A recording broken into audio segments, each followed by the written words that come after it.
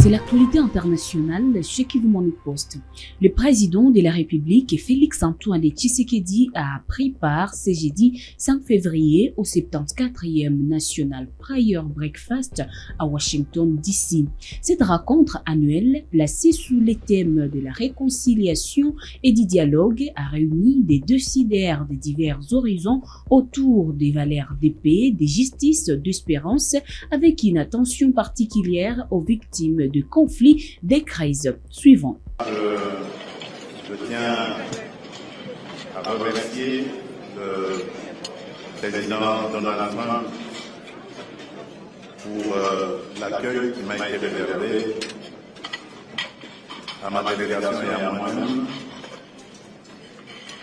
Et je tiens à remercier les organisateurs pour leur invitation et surtout l'honneur qu'ils me font de pouvoir être le premier chef d'État africain à adresser une prière lors de cet événement mondialement connu. Prions. Dieu Tout-Puissant, Père de miséricorde et Dieu de toute consolation, toi qui es le maître des temps et des circonstances, le juste juge et le prince de la paix, nous te rendons grâce pour le souffle de vie et élevons vers toi une même prière au-delà de nos langues, de nos histoires et de nos intérêts. Partant de cette considération, nous nous appuyons sur cette parole tirée de l'Évangile selon Matthieu, au chapitre 5, verset 9. Heureux ceux qui procurent la paix, car ils seront appelés fils de Dieu. Aujourd'hui, Seigneur, fais de nous des artisans de réconciliation. Là où la méfiance a fermé la route, ouvre un chemin. Là où l'orgueil a dressé des murs, apprends-nous à bâtir des ponts. Là où l'histoire a laissé des blessures, suscite des gestes de guérison. Et nous voici en ta présence, engageant nos cœurs et nos vies pour la réconciliation entre les peuples et entre les nations, afin que règne la paix et la justice, la droiture et la liberté, la sécurité et la dignité partout dans le monde. Affermis en nous cette conviction plus forte que nos différences culturelles et la diversité de nos traditions religieuses. Il existe en chaque être humain une lueur intérieure, une étincelle divine qui fonde notre valeur, consacre notre dignité et appelle de nous le respect. Bénis, Seigneur, chacun des chefs d'État et de gouvernement ici rassemblés. Donne à chacun un cœur humble, une parole juste et une main ferme, afin que l'autorité qu'il exerce serve la paix et la dignité humaine. Seigneur, nous te présentons aussi celles et ceux qui ne sont pas dans cette salle, mais qui vivent affligés.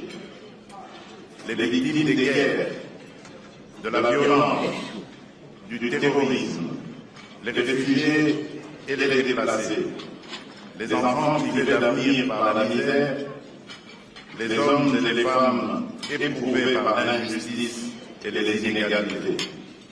Que leur visage et leurs larmes soient pour nous un appel permanent à des politiques courageuses de réconciliation, à des gestes concrets de justice et d'équité, et à des choix responsables qui préservent la vie et rendent l'espérance possible.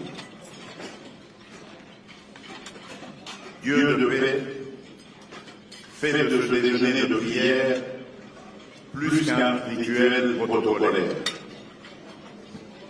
Que ce temps de prière fasse naître en chacun de nous des engagements sincères afin qu'individuellement et collectivement, nous sachions répondre avec lucidité, courage et solidarité aux défis qui se dressent devant l'humanité.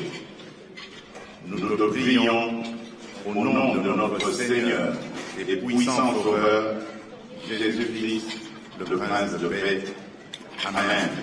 Le ministre des Infrastructures et Travaux publics, John Banza Lunda, a reçu le 4 février 2026 à Kinshasa une délégation de la firme internationale Fitirignon. Les échanges ont porté sur le lancement imminent du méga projet de connectivité nationale avec la signature prochaine d'un accord de principe en vue de réaliser des études techniques dans les secteurs routiers, ferroviaires et aéroportuaires suivants. On a rencontré son Excellence et c'était bien passé la réunion. On a discuté avec le ministre concernant des projets d'infrastructure. Il nous a proposé pas mal de projets et on va signer un accord de principe et on va continuer de réaliser le projet. La plupart des projets seront l'infrastructure et l'infrastructure. Par exemple, les aéroports, les rails, les trains, des autoroutes internationales. On a parlé surtout des projets concernant l'infrastructure. Notre compagnie, c'est Fitirignon, basée à Qatar. Et on a plusieurs succursales en Afrique.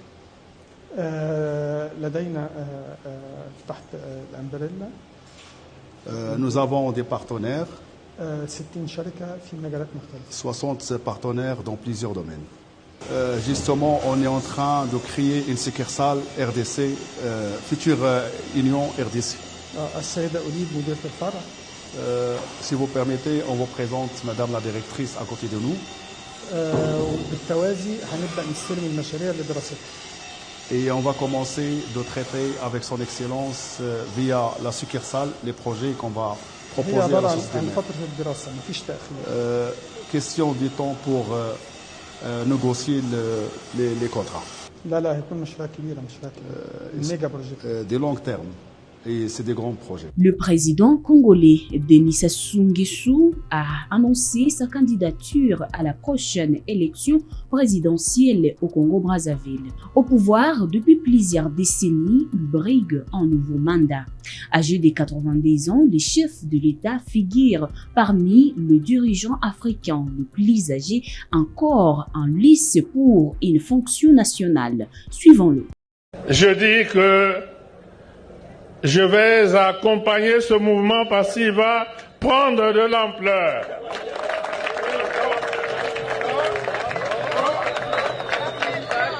Je vais accompagner ce mouvement et je vous dis aussi directement que pour cela, je vais faire acte de candidature.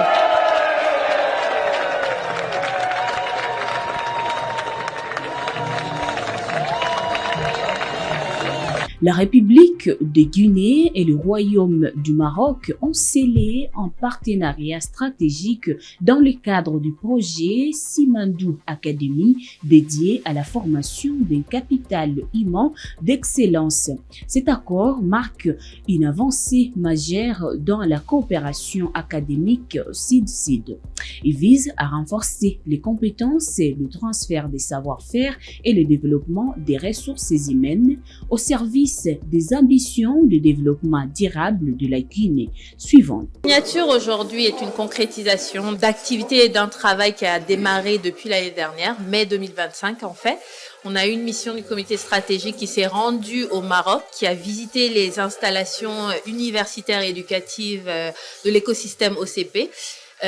Donc sous la présidence de son Excellence le président Mamadi Doumbouya, mais aussi le président du comité stratégique de Simandou, nous avons eu à travailler très fort autour des accords nécessaires justement pour accélérer l'excellence éducative en Guinée et offrir des opportunités aux lauréats et aux boursiers guinéens dans le cadre de Simandou Academy. Merci de nous avoir suivis jusqu'ici. C'est votre première fois de nous suivre. N'oubliez pas de vous abonner et d'activer la cloche de notification pour être à la une des informations.